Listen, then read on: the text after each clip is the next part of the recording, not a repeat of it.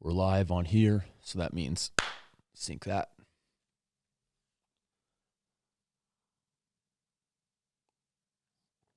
Dude, I would say that's probably the most rank coffee that I've ever made in my life. It's bad.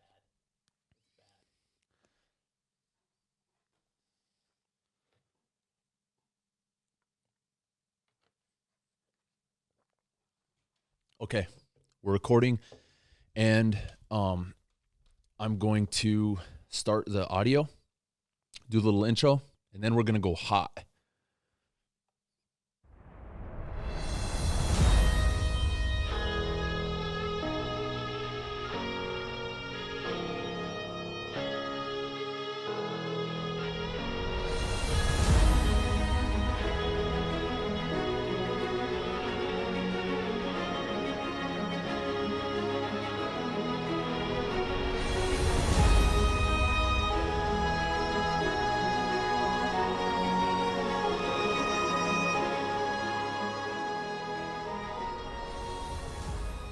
What's up, guys? You're here with O'Neill Ops, and this is the Predator Hunter Podcast. This is a place where we break it down, going into detail with the equipment that we use and how we use that equipment, application specific. Tools, tactics, training, techniques that we use, that we found beneficial, firsthand experience to help you become more proficient at what you do. I don't know about you guys, but I'm smoked, man. I went and helped a neighbor today work about 350 head, and I was the horse. Back, forth, back, forth. I'm sunburned, and I'm being a little bitch. That's no shit. As soon as I got done, I loaded up, straight 30 miles west on 18, and lifted with that guy in our new badass high school weight room that's just stupid crazy good.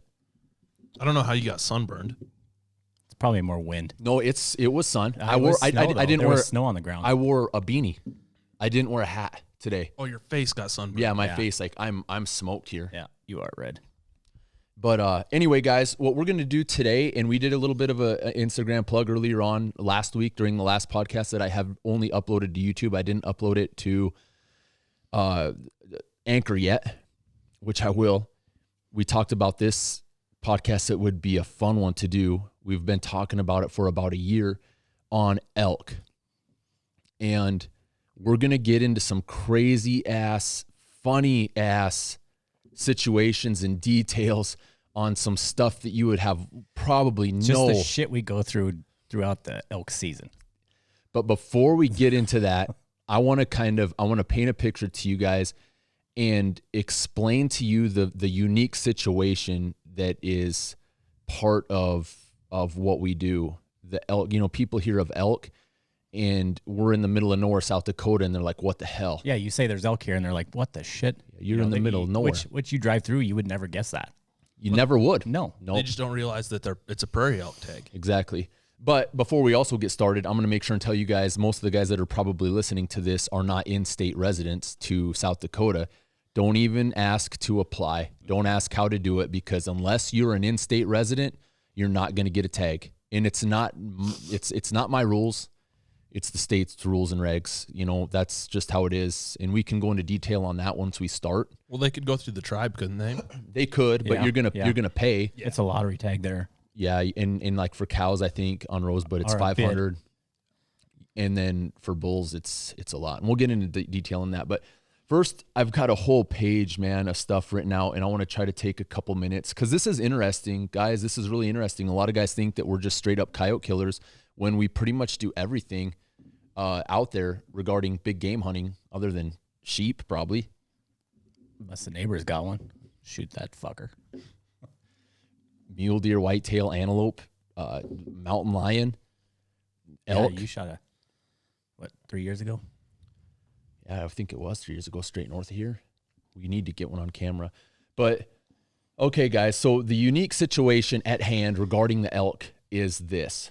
First of all, the reason that we are in the situation that we're in right now is because the tribe reintroduced elk to Rosebud, I would say probably 30, 40 years ago. I'm not 100% certain on that date, but I would be willing to guess a lot of money that's probably fairly accurate. 30 to 40 years ago, they reintroduced the elk east of us, probably as the crow flies, 5 to 10 miles. And of course, it's a high fence, but a lot of times that doesn't work. The elk could get out. They get out, and then, we're in the situation we're in, which we'll go into detail. I currently really don't mind it, but we'll talk about that. That's the initial startup of how this occurred. The elk got out, they repopulated, they overpopulated to what a lot of guys think, and now there is a prairie elk season for them. And what a lot of guys, man, don't understand is elk are native to the prairie. Most guys affiliate an elk with a mountainous ungulate, a mountainous animal. They think that elk, if they see a picture, like I got a lot of hate for a picture of Rush and I in my cornfield with a big bull, a big 6x7 that was probably 3.6. I think he scored almost 370, and he was only 4.5-year-old elk. And there was a ton of hatred, just guys just commenting, it'd be cooler if you would have shot them where they were meant to be in the mountains, or, if it wasn't a high fenced animal. I'm like, man, this is 100% free range elk that we took. But what a lot of people fail to realize is, like I said, they are native, man. I was doing some research in the 1800s. That's when we settlers pretty much made a push to get them out of the area, to get them out of the prairie, to move them or kill them or get them gone. And like I've said it before, hundreds and hundreds of years ago, man, this is where they lived. This is where they thrived. They thrived on the prairie. They ate grass. They ate the native grasses. This is where they were meant to be. Now, guys affiliated them with the mountains, eating pine needles and shit. It's just, it's a scenario that guys don't look real detailed in. And I kind of wanted to just briefly touch base on that.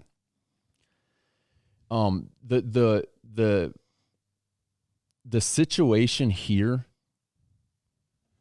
that is really, really unique about our success, where it's literally a force multiplier, is the elk. They're patternable. You can pretty much watch what an elk does and say, all right, at night he's probably going to go here, and in the morning he's probably going to come back to here.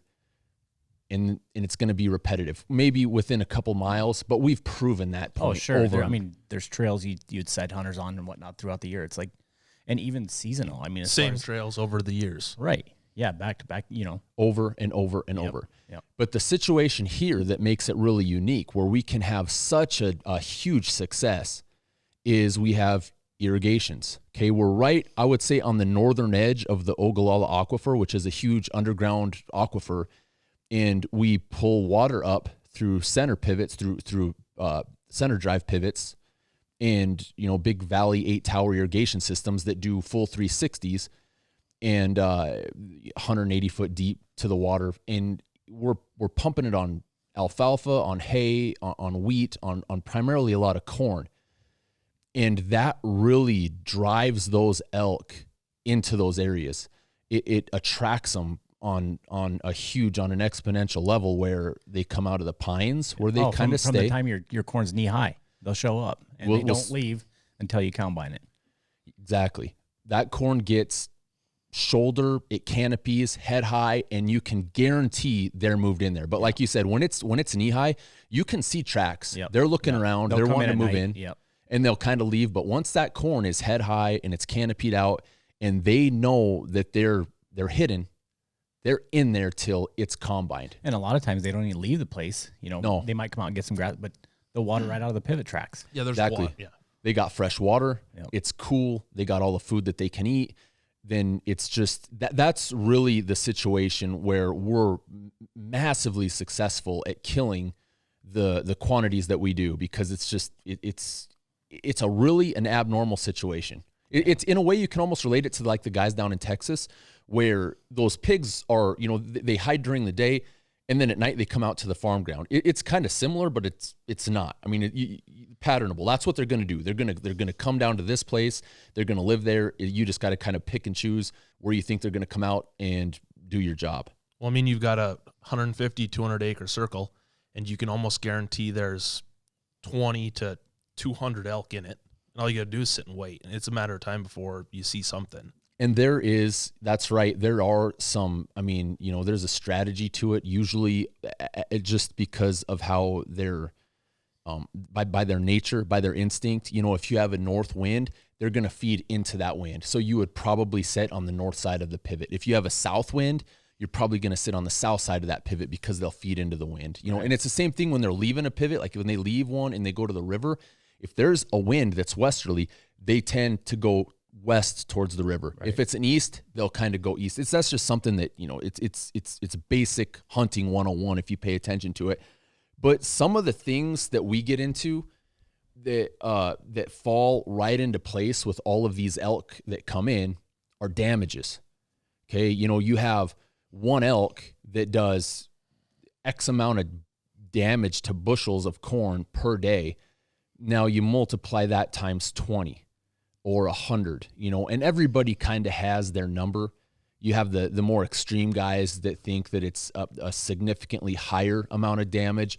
And then you have guys like us that will go into it that we know we have damage, but we do, I think, fairly well and fairly efficient at getting guys in to help alleviate those damages. And then on top of it, you know, we do make a profit on it. I mean, we capitalize on the situation, and we'll go into detail on that as well. But the not only the damage to the crops, but the damage to the fencing too. If you guys follow us on Instagram and you watch some of our stories, it was last year about this time, right? When we went up north and we did the whole county line fence, probably a little 3 miles. A little later than this, but yeah. Wayne had his bulldozer, just crushed a trail for about 3 miles, and that was an elk fence. That money was given to landowners from the state to cover damages that those elk caused. And what it is, it's a 3-wire fence with a certain diameter post. There's certain spacing between the wires, and then on the top wire, it's a big cable, like a 3/4 inch cable or half-inch cable. Probably, yeah. And it's supposed to deter the elk from hitting the wire. You know, you're supposed to be able to see it. They jump it, they slide over across it instead of getting snagged on it. And then it's pretty much wire tied with a concrete rebar tie on top of those steel posts, so that they do hit it hard, it pops loose, it doesn't break the fence. So they have some kind of a strategy there, but you know, there's things like that we can kind of go into detail about also regarding the depredation, and we will, but the seasons here are really, really non-traditional seasons where we'll start in July. We'll have a depredation season, and we'll start in July, and it'll end in August. And that's the first season of the year. Cows only. Only antlerless. Yep. And I mean, that is probably, I would say, or it used to be, one of our highest success rated seasons, where we would just smash them because they're coming in hot. They're not pressured. You know, they're down there in the corn. They're here. Yeah, they're not pressured. They haven't been exposed to any kind of hunting pressure at all. And that's just a really, you know, guys are like, well, what's depredation mean? It means it's the whole purpose at that point is to kill those elk before they do any further damage to crops. That's the purpose of that. And from my perspective, you know, that's a hot season. It's hot regarding the success rate plus the temperature in July. Which is August. Why you got that walk-in cooler. And we'll get into that. But the thing is you're killing cows that have knee-high calves with spots still. And that is, you know, you start looking at ethics that way, but, you know, how are you going to look at ethics in Texas when you're killing pigs? Or even worse. You murder everything. You're doing the same thing way late in the year. Or we'll talk about that too. That's another depredation season. Yeah. So to me personally, you're still filling 2 tags. Yeah. Yes. Yes. And we'll talk about that because or you have those guys that shoot the calves, which is still a legal tag, but that's not fun for anybody. Well, that's the thing. The purpose is I'm not here to bitch about that, because they're here to do a purpose. They're here. The hunters come in. The state hunters are here to serve a purpose, and that's to kill the elk one way, shape, or form. Whether that cow has a calf that's spotted, whether they don't know what a cow is or a calf is, and they kill the calf, whatever. Personally, from my perspective, I would like to see that calf be able to live. Oh yeah. Instead of starve to death. Yep. But they do. But that's beside the point. I'm like I said, I'm not really complaining about it, but just my personal opinion, I wouldn't mind if that first early season was gone, but you will catch holy hell from guys like us that are ranchers, that are neighbors, that say, no, that's stupid, James. Yeah. So that's where I got to kind of play politician. You just got to work from both angles. Yep. But that's the early season. And then you also have another depredation season. We'll kind of alleviate the middle seasons and go into detail on those after. But you have the latter season, which is another depredation season after the first of the year, where you're getting into January seasons, February seasons, and March seasons. And like Keith said, what you're doing is you're killing two with one shot. I mean, you're killing these cows, and you open them up, and you have a calf inside of them that's 10 pounds, 15. Yeah, witnessed it. I mean, it's just... It is what it is. I mean, what do you do? And from my perspective, again, I'm not gonna judge, because that's the whole purpose of what's going on. I'm just trying to tell you guys the situation at hand. If you eliminate a cow with a calf, guess what? You have now eliminated 2 elk, and that's what we call depredation. That is population control, and that is ultimately the end goal. If you look at all of the prairie elk units or all of the elk units in the state, there's some that are green, there's some that are yellow, and there's some that are red. Green is basically increased population, yellow is basically maintained population, and red is to drastically decrease the population. And our prairie elk unit is in the red. So they want shit dead. They want a lot of the elk killed, and that's just how it is. How many got shot here 2 years ago? Last year was down, but how many 2 years ago? I just went to a meeting, and I'll go into that, but it was 160 some. No. How many here? Like within? No. Oh, 10 I'd have to miles look here, at my 5 sheet. miles I'd here? have to look at my sheet. 2 years ago, I'd have to look at my sheet. It was over 50. I was gonna say it was over 50. Yeah. Here, it was within a 10-mile radius. Right. From here to Wayne's to Jeff's to south here, there was 50 of them. I could look at my sheet. Yeah. But it was a lot, man. That's what you meant, right? Keith? Right. Yeah. Around here, not the whole, Yeah, not the whole. Yeah. No, I knew how many they wanted as far as total, but We killed over a third of what they wanted here. Yeah. Now those are the 2 depredation seasons. In between, there's regular seasons. You have like a season that runs from the middle of September to the middle of October for an any elk season, and then it opens back up right after, like a couple days. Like, so if it closes October 14th or 15th, it opens back up the 16th for the second season and goes till the middle or end of November. And then between that, those are for any elk. Those are for bulls. And then there's some 2 cow seasons there as well, or 1 long cow season. I'd have to look. They kind of change it. Those are kind of a quick rundown on the seasons. Now we're already at 18 minutes, and there's a couple other things, because what we're going to do is we're going to ramp this up into some crazy shit.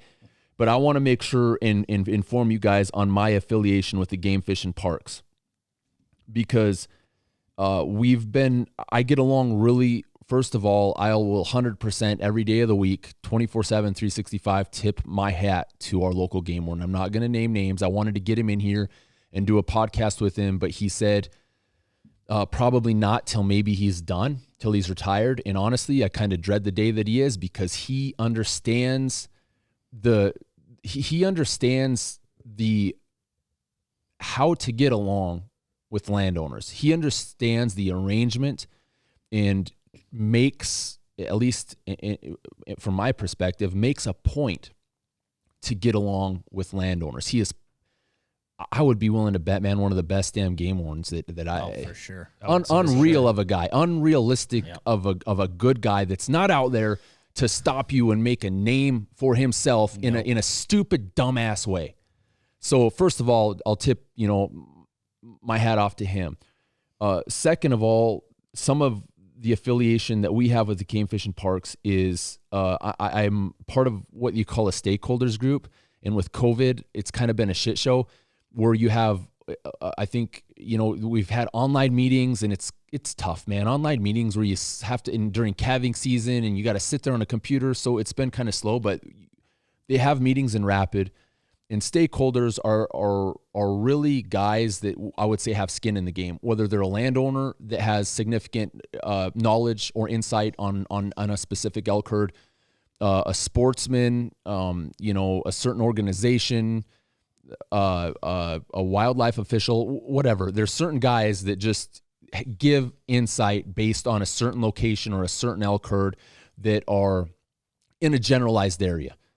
And that's a really cool thing to be a part of. Although I will admit, I haven't done a lot. It's cool to kind of go there and listen to the different propositions, information, conflicts from. Is that people throughout the state, or is it just it's the whole state. Okay. So every unit in the Black Hills, like H2, every freaking unit that I don't even care. I don't even fucking know all of them. Yeah. All the way to out to the prairie units out so here. Do you know how many people are in that group? Stakeholders? Yeah. I probably half a dozen. I don't know. That's I would say it? Yeah, there's not very many. Oh, Okay. shit. Okay. No, there's not very many. I thought there'd be at least 20 No, I don't think there's even. Maybe there might be 10 guys that are part of it. for the entire state. That's Yeah, Yeah. because it's Selective. only out here. Yeah, it's a selective group, but it's cool. I mean, I just shut my mouth. I don't talk because most of the shit that's going on is pertaining to the hills or that big new unit, the WR unit that's north Up by here. Wall? Yep, Or and north Phillip? Or- okay. north Yep. of Kadoka, Yep, all the way up yep. to all the way to the northwest. So that's kind of my perspective. I've been working real close with the game fishing parks for years regarding the Elk Deal. We've gone out of our way, and I'm not complaining. I'm not bragging, but we have done a lot of work at our expense. And don't get me wrong, they treat us good. They do. I'm not saying we do something for nothing, because it's definitely not that way. But we do a lot of work to get guys, to help guys be successful. And it's a blast. It's fun, dude. It's yes. Yeah. Just meeting all the different people. It's fun for sure. And making people think, holy shit, these guys are psychos. well, it is, dude. Carrying out hams, freaking throwing them over your ass and running out. And we're going to go into fun, that. Dude. Yeah. And so kind of some of the things that we've done with the state is before, they're like, James, they got a hold of me. If with what you're doing with the number of elk that you guys are killing and helping guys get on, what can we do to make your job easier? And I'm like, dude, a cooler. Yeah. Get us a walk-in cooler, because these guys are killing these elk, and it's 80 degrees. It's On the 90 low end, degrees. yeah. And I better write this down, because there's one story, dude, that I got to remember. Remind me of the wool blanket story. Don't forget. I'll write it down. Say something. You guys talk about something. Is that where you stuffed it in the back of that car? Yeah, but yes. Say yes. I'm going to write it down. Dude, that's not ringing any bells for No, me. I'm don't- sure when you don't- get to it, I'll figure it out. But Don't talk about this of the shit show stuff, but just talk about, because I've got a couple more things that we got to talk about. that's all. Well, I'm That's writing all the down- fun stuff, though. I'm writing down wool blanket. Wool blanket. And I'm circling it. Okay, there we go. So now I won't remember, or I won't forget. Okay, so what they've done is, they had a Reefer Cooler, was the first walk-in cooler. Big old semi-truck trailer. They'd bring a trailer, a pickup box trailer full of diesel. Yeah, leave it set here. Yeah. We'd pump her full, 100 gallon, probably a 50 gallon, Nah, it might be bigger than that. and we'd fill it up. The fuel tank on the Reefer. Oh, okay. Yeah, you're probably right. then. What was Yeah. it? 25 or 50? Yeah, somewhere there. We'd fill it up, switch a button, that thing would start roaring all night, dude, and it would crank her down to, we'd get to probably upper 30s on that thing. Yeah. And there was a frame inside, and the only thing that kind of sucked was our wooden stairs that went up, and it was kind of a pain in the ass to carry, an 80-pound or a 60-pound hind quarter, or even a half of a carcass up in there. But they had those freaking meat hooks on sliders on the roof that was really nice. That was convenient. Once you got them in there, you could space them, you could cool them efficiently. It was a good setup. Yeah, you could hang 3 or 4 elk in there. And then what happened was, I'm like, Dad started complaining. Oh, the fucking thing's making all this noise too all loud. night long. I can't sleep. I'm like, I'd go to sleep, but that sounds good, man. A little roar of the engine going. Yeah. And COVID hit, and I had a buddy, a brother-in-law's buddy that had one of these coolers, a Nordic walk-in cooler. And I'm like, where'd you get that? And I started looking, like $20,000. I mean, they're expensive, good coolers. and COVID hit. The game fishing park said, hey, I talked to the head guy. I won't even name any names, but I talked to the head guy who's now, they call him the chief. He's the freaking head guy. Yeah. And I said, I'll split the cost with you on a walk-in cooler. You know, if we can find one for 20 grand, and he's like, yeah, that's a little bit much. You know, if you can find one around 12 where each of us go 6, yeah. Well, COVID hit. And nobody went anywhere. Nobody went to restaurants. Restaurants closed down. Yep. Shit. Yep. They closed down, and these coolers started popping up online for sale. And I started looking in this. And Brock Slavic, the dude from he had a wreck. We'll talk. Yeah. Anyway, this is good. He did. Like recently, he fell off a roof. Bad. Like spinal. No, it's not good, dude. Yeah. For real? Yeah. Like lots of rehab. So hopefully, why are we talking about this? I know, because he's the one that got a hold of me. He's the one that said, hey, he sent me the link to this. He goes, check this out, dude. Check this auction out. Was that when he was working on he wasn't working on No, it was, maybe it was. It might have been. When he was buying that thermal. One or the other. So he's the guy that forwarded me onto that. And I got on this auction, and these coolers are going for $1,000, $2,000, $3,000. And I just put a $4,500 bid in. I think I got it for $3,800. And this is a used, probably a $15,000 cooler, and I got a hold of the head guy at the Game Fish Park. So I'll pay for it right now. You know, I'll bid on it and I'll pay for it. But as whatever their government regulations are, whatever, I had created an account. I bought it. Well, they just went there, wrote a check for it, and paid for it. Brought it out here. So they own it. Was it up in the hills? It was in Rapid. Oh, shit. Yeah, really? so it worked out good. They went up there, they bought it, they disassembled it, they freaking hauled it out here. We helped them assemble it. John and I did. Yep. And it's a good-sized cooler. I mean, it's like a 12 wide by like 9 feet tall by like 11 or 12 feet long. With a sloped floor, it'll drain and stuff. Yeah, you get a hose in there and spray it out, and it'll get down to, I've got it down to 30. Which is probably not good for your compressor, like you said. Dude, I don't know. It'll go less than that, I bet. Our beer cave gets down to like 28. But this isn't, it's just a cooler. It's not a freezer. That's what ours is. Okay. So we could freeze some shit up. Hell yeah. And it's legit, man. It's a legit walk-in cooler. It's good. It works good. And the whole purpose of that is when these early season hunters come out, even the second mid-season, sometimes in October, September, October, you have some crazy ass days where it's 80, 90. Yeah. And we'll get in there, we'll gut them, we'll bring them back, we'll skin them, we'll quarter them, whatever, and throw them in the cooler. And then you're done. Before that, what would guys do? They'd shoot their elk. They would buy ice from me. Exactly. And now my ice sales is like cut in half, dude. I'm like, what the fuck? They'd shoot their elk, and it'd be 90 degrees, and they're like, dude, what do we do? We're like, fucking go to Bros. I would get phone calls. Cavity. Yeah. How much ice you got? It's like, shit.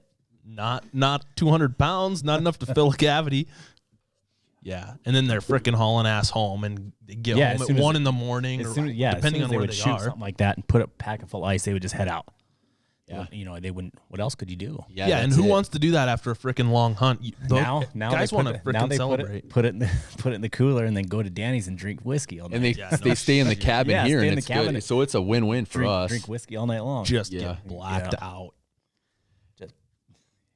But so that's kind of the rundown of that. There's a couple things that I can kind of touch base on because before we start getting crazy here, one of the things that a lot of guys have a little bit of an issue with is, so like I said, I'm part of the stakeholders group. But we also have local meetings as well where landowners get together, farmers and ranchers get together, and then the state guys come, some of the head of the state guys, some of the regional supervisors. And we just kind of go through and talk to not each person individually, but voice our opinions on, hey, what do you think that we can do better this year? What can we do better next year? What are some of our objectives? Did we do a good job? This and that. And I'll probably piss some guys off, but I'm just going to say it. It's a bitch fest. That's usually what it is. I'm like, I'm going to go to the bitch fest meeting because I have 3 elk on my land this year, so I'm going to get a tag. I should go there.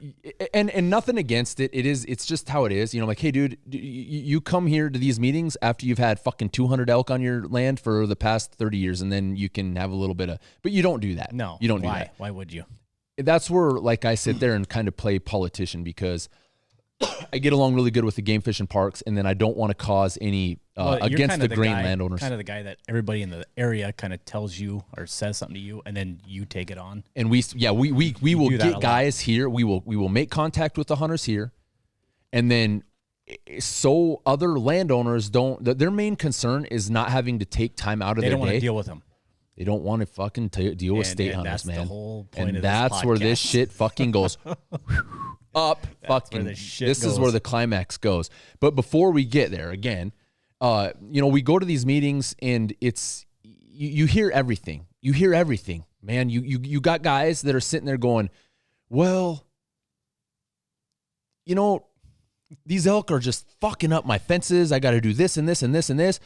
Yeah, we just got to kill all of them, and then the first thing they want is all of them dead, and then all of them. And then the next thing from the same guy about 20 minutes later, and then we went out because we couldn't find any elk. There was no elk around. We hadn't seen them for a couple days. We were on our snowmobiles. We're driving around just looking for them.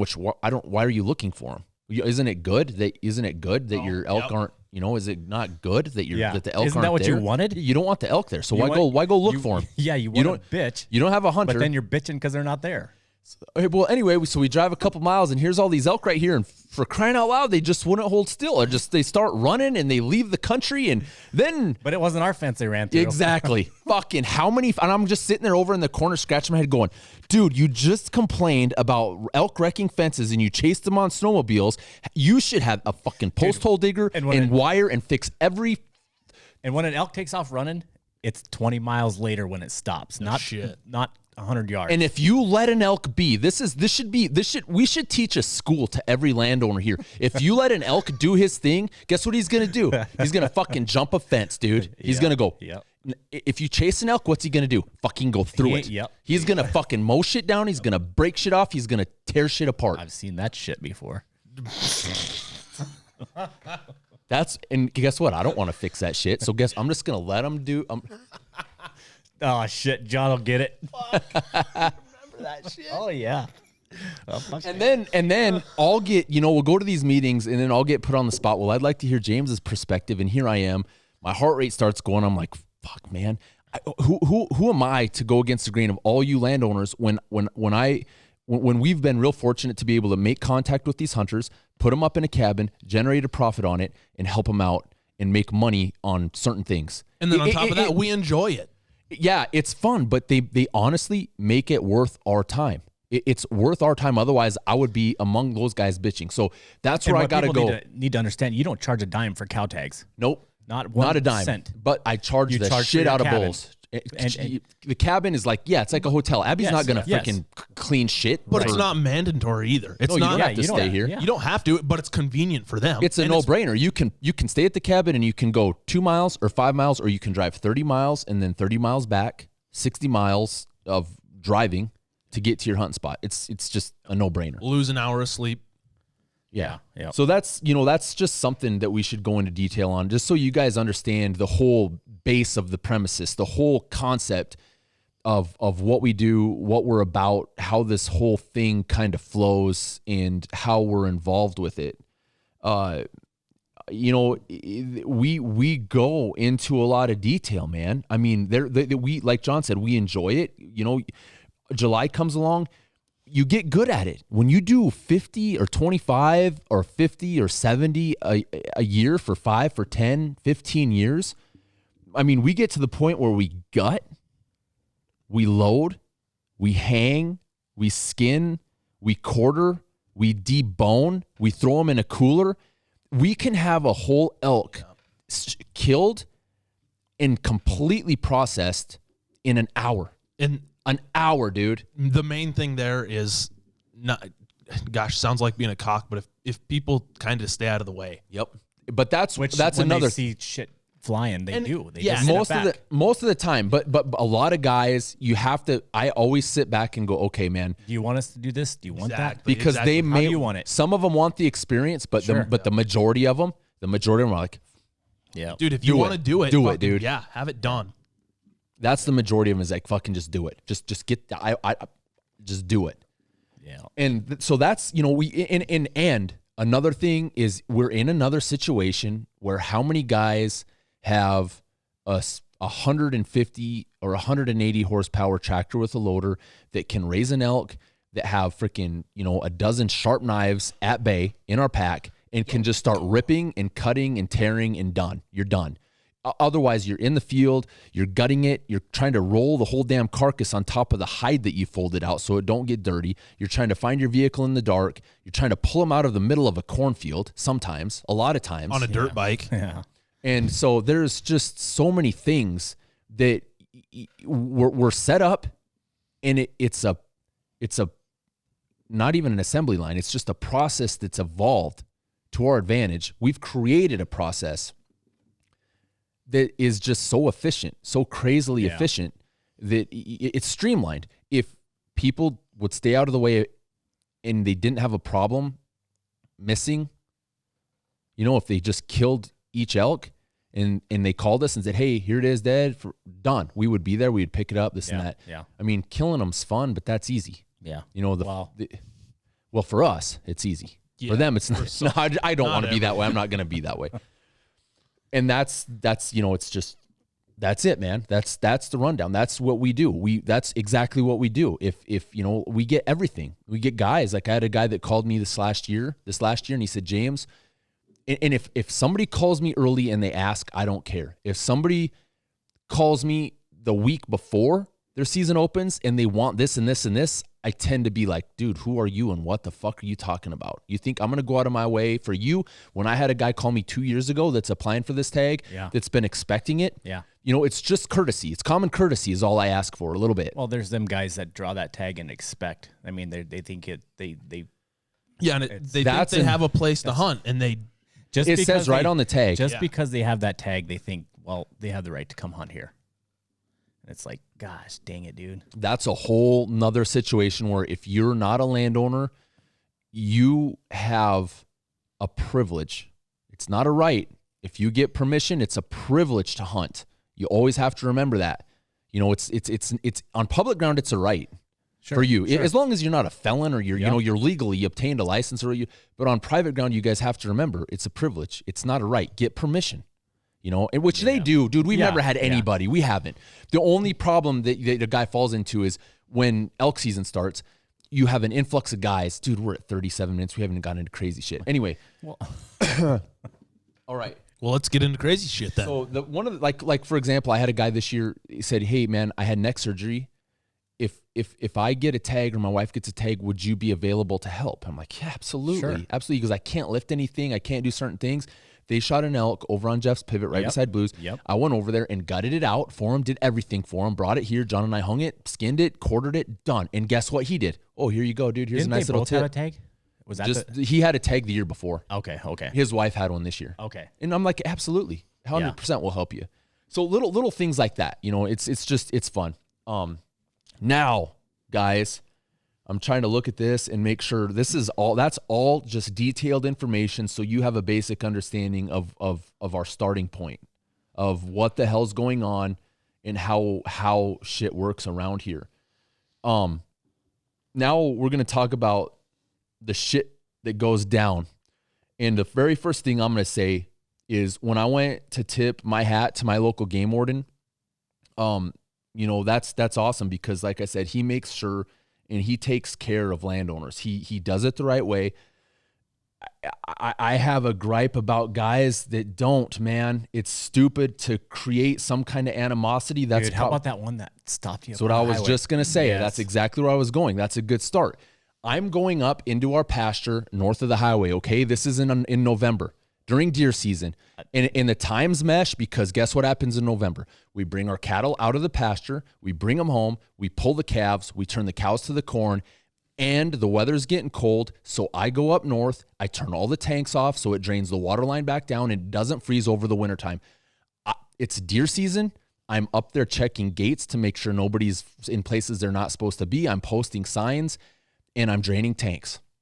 I come back out of this area, okay, and it's a strip of walk-in. Actually, Grandpa had the whole thing in walk-in, like 3,000 acres. At that time, he did. What am I gonna do? We own the land. Whatever you want. Am I gonna walk up there? I'm gonna walk 3 miles up into the pines and do our tanks. Anyway, I'm coming out with my pickup. And you have to sit back at the first and kind of, you have to sit back and go, all right, man, this guy has to at least scrutinize me. He has to at least go, all right, this guy might be lying to me. Yeah, this kid's driving out here just saying he's a land. I get that shit all the time. Yeah. So I sat back and I'm like, all right, that's whatever. I'm pulling out. I get out of my pickup and I shut the gate. And this pickup, it's a marked truck. It's a game warden and they're going east. And I thought it was one of my buddies, which we won't name, from Rosebud. And they lock him up and they turn around and they fucking have their cherries on and whip right up in front of me. And I'm like, And oh, I'm like, you fuckers. I started laughing. I started laughing at him. I thought it was, I'm like, I thought it was those. It was. Yeah. And I get out and I'm kind of laughing or smiling at him. And it's this guy. I'm like, I don't know who this is. I have no idea who this is. He goes, you're coming out of walking? I'm like, yeah, this is ours. He's like, this is your ground. I go, this is my dad's and my grandpa's ground. What are you doing up here?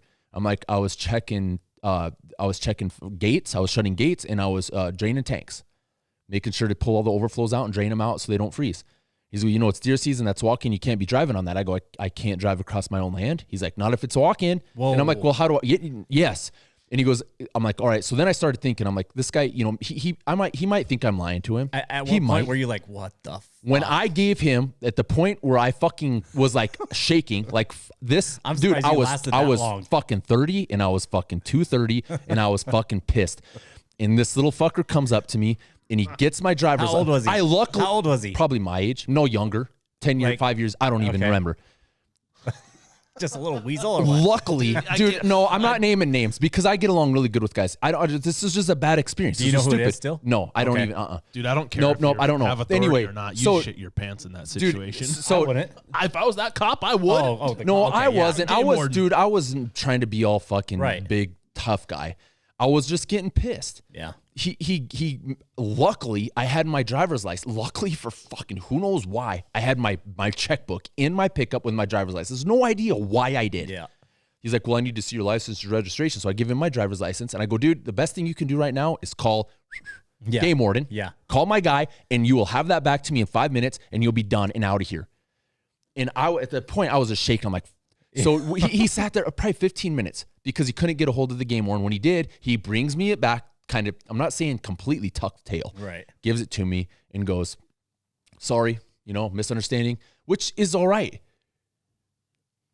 The minute I got home, I talked to my grandpa and I said, that's done. When those guys have that kind of authority, which granted they do. No, you forfeit your rights the minute you sign walk-in. You forfeit rights. You do. You forfeit certain rights to the state when you allow them to basically publicize your ground. I'm pretty sure. I said, when he told me after the fact that I explained to him who I was multiple times, that I still couldn't drive across our ground, fuck that. We're out. It's out. It's done. You're not putting it in. Well, let's not put it in walk-in ever again. And we did it. It's not like that though, right? You can still drive it. Have to. How else are you going to be able to do it? Yes. How else are you going to be able to operate your ground? We got to move our cows out on foot. Yes. Yeah. I mean, if they want to, so it was almost like he was taking ownership, or that was his shit. Oh, get the fuck off. But like I said, what? Horseback is against the rules for walk-in too, isn't it? I don't know. I'm pretty sure it is. It's just motorized Look vehicles. in the book. I don't know. I don't know. Doesn't but matter. Regardless, I'm not going to fault that guy because you have to scrutinize somebody that you think is in the wrong. That's his job. Right. But when I present the facts and you still say you can't do this, no, dude. From then on out, it was done. Did you ever check and see to ask our game warden if you, as far as driving on it, what the fuck? Nope. Because I don't care. I'm gonna fucking drive wherever the fuck I want to go on ours if it's walking or not. You own it and you pay taxes. I'm just like, I would have dude, probably been in jail. But granted, like I said, I get along with him, but do it the right way, man. He did not have to do that. He could have pulled right up beside my window and goes, excuse me, mister, who are you? Yeah. And I would have said, why would I lie about being a landowner in the first place? At least give a guy the benefit. You would have ended up sitting there for an hour bullshitting with the guy. I know exactly. You know what I mean? Would have been on good terms. Yes. Now I'm like, if I knew who that guy was, I probably still wouldn't be. I wouldn't be upset. But for crying out loud, why go about it the wrong way? Yeah. It's stupid to do that shit. Yeah. Anyway, that's freaking the start of the bullshit. That's not even it. That's not even close. It's not even bullshit. Oh, jeez, dude. Now let's go to this before we go to. You should go to that blanket one, the wool blanket or whatever. The wool blanket? Okay, no, let's go to this one first. All right, now, first of all, this flows right in with us processing and helping these guys from the field to the table. This goes right in with us going, all right, we're going to help you be successful by giving you knowledge that you fucking would never have without us. Sit here, you will kill one here. Sit here, you'll kill one here. And when you do, call us. We will fucking get it from point A to point B, and it'll be done for you. If you don't want to get your hands bloody, just sit there until we get there. Yeah. Yeah. Now, we're or giving better them... yet, don't. That way we don't have to deal with the guts. Well, we're not having to deal with shit sprayed all over in the freaking meat in the body cavity, unless dude. It's already been shot there, which is the... Oh my gosh, that's another thing. The first question I ask now is, hey, did you shoot her in the guts? That's the first up in the guts. The first question you say is, what are you shooting? Yeah, that's before the fact. Anyway. That way we know how far we're going to have to drag him out of the corn. Now, here's the gripe, dude. Here's the crazy ass freaking bullshit that goes on. We go out of our way to help state hunters be successful on a fucking crazy level. 50, 60, 70, 80 elk even 20 elk a year. And don't complain about them one time. Like it. We're not. Well, this isn't going to be a complaining deal. This is just going to be an entertainment value. We want more of this shit so we can talk shit about it. It's fun. But this is where I have a gripe. So we go down and we help this guy get an elk processed, put the fucking tag in the right spot on his leg. I know what you're talking about. We throw him in the back. We bring him up here, and when you tag an elk, it can't be around here. You'll get a fucking $20 ticket, dude. I won't, but you will. You don't pay attention to the back of the tag. It goes through the Achilles tendon, and it's out the back. That's how you tag an elk. Well, anyway, guess how we hang an elk with the tractor? Yep. We hang them right through there. So a lot of times, instead of ruining their tag, and it's not an excuse, it's the truth, after we get them transported from the field to the ranch and we're starting to hang them up with the tractor, we cut the tag out so that we can either put it back on if they debone it, or if they debone all the meat, they cut it off, they cut the hawk off, and they reattach it. As opposed to the alternative of having a ripped up, crinkled piece of shit tag that you can't read. Exactly. So instead of ruining the tag by hanging it up, we nicely cut it, pull it, and let it sit until we process it. Well, guess what I did? One fucking time I take a picture on Instagram and we just took the tag off, and for some reason it was my fault because it wasn't our elk, it was the hunter's elk. And I'm like, took a picture of him for him, and I posted on Instagram, and the tag isn't up in there. And guess what? About a week later, I'm pulling off the highway, my game warden pulls up, and we're talking. We get done with our little conversation, and he's like, by the way, James, we need to have a little talk. And I'm like, fuck. I'm like, what did I do? He's like, oh, it's not a big deal. It's this. I go, let's just talk now. And so I know what's going on. He's like, there's people that are complaining about elk that don't have a tag on them and this and this. And How I'm many like, people would complain if you shut shit down? Exactly. Yeah, fuck that. Exactly. Fucking. You want to complain? Hold on. I'll give you something, bitch. If I ever find out the little fucking mole that's on Instagram that talks shit and that turns everything in. Never shot a gun in his life.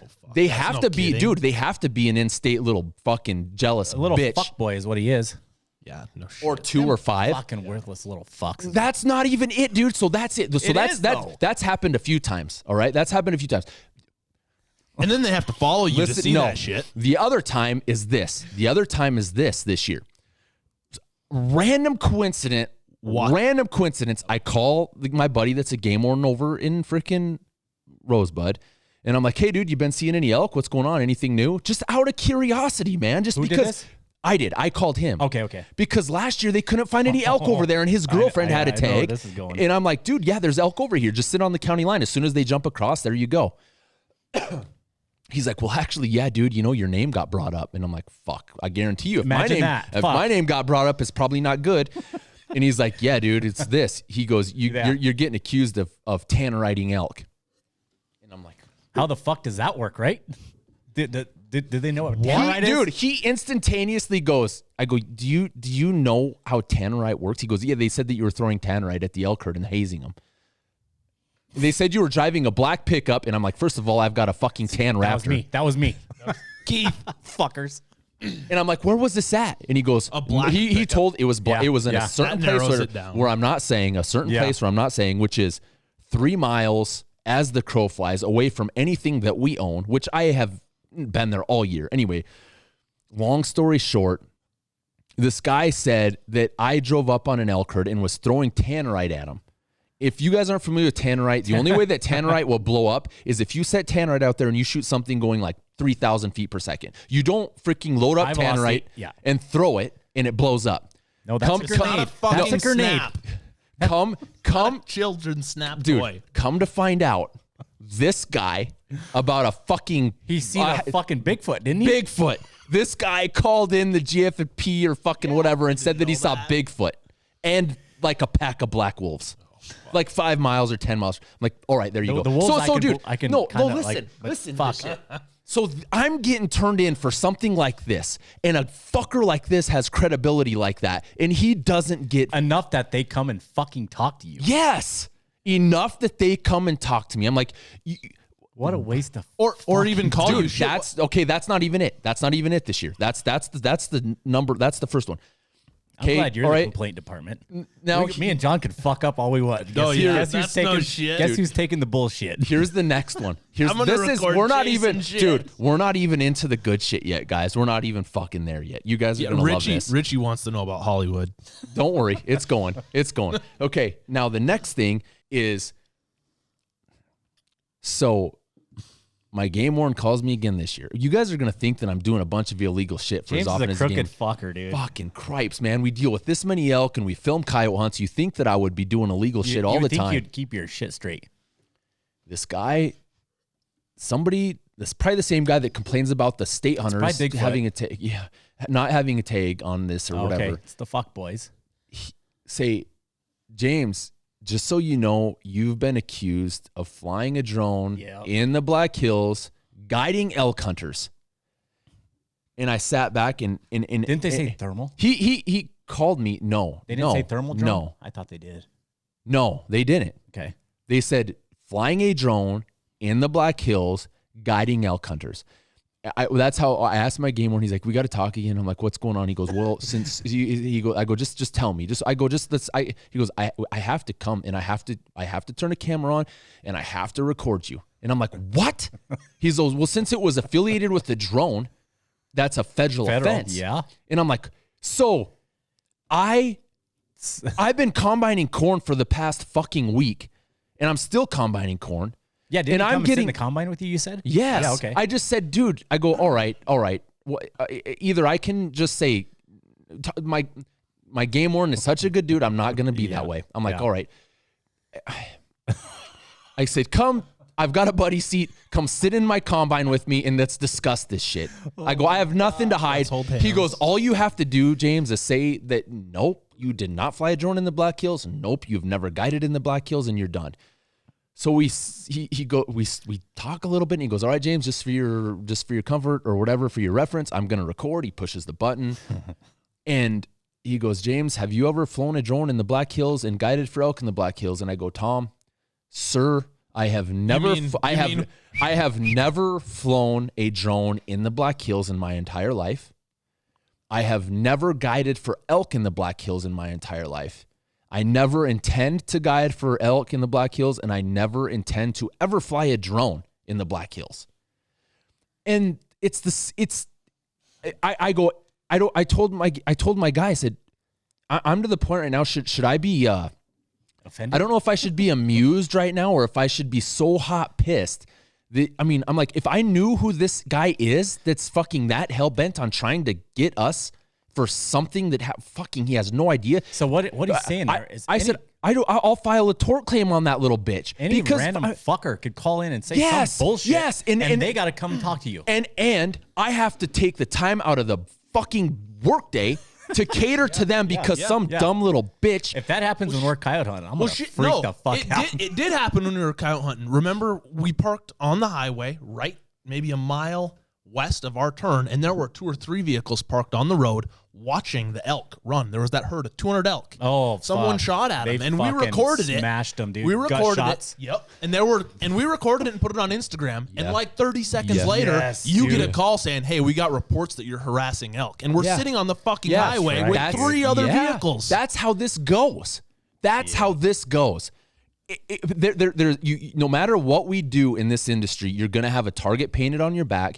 And if we fucking can sift through the rubble and find the fucking little moles, like I said earlier, I will make a point to never cater to them ever, if they ever get a license. I guarantee you there's certain guys that will talk shit, and then they'll draw a tag and expect that you don't know who they are. Yes. And go, oh, hey, buddy. Hey, I got it. Fucking nope.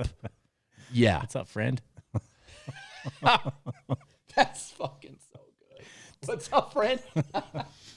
Let's go shoot it Hey, out. pal. You might want to check 0. Yeah. That's what's gonna happen. That's a good lead into the next one. You either bench 315 What for reps caliber you and prone shooting, out. you little bitch? Fuck, that's the number one question, man. That's the number one question. A 22-250. Fucking You told me. 240. Hey, You told me to shoot it. I'd rather have him shoot a 250 and hit him where that one was hit. No shit. That's what you guys said to shoot was 22-250s. Fuck. Okay. All right, we're going to go to woolly mammoth first. Wool it out. And then we're going to I don't fucking, even know what this is, dude. Okay, I was by myself. I don't know this one either. Okay, this guy was a cool guy. He was actually a member of the Rocky Mountain Elk Foundation, and I'll say it how it is. I'm not going to say any names. He was a hippie. I mean, he had long hair, cool guy.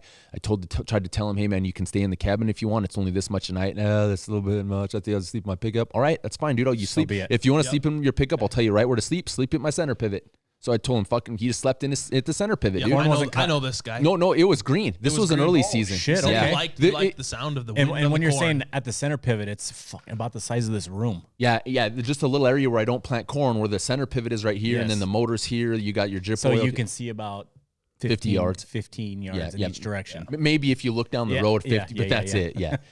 And I'm like, you just better be ready, man. You got to shoot out your window probably, and just, you see a head sticking out of the corner ear holder.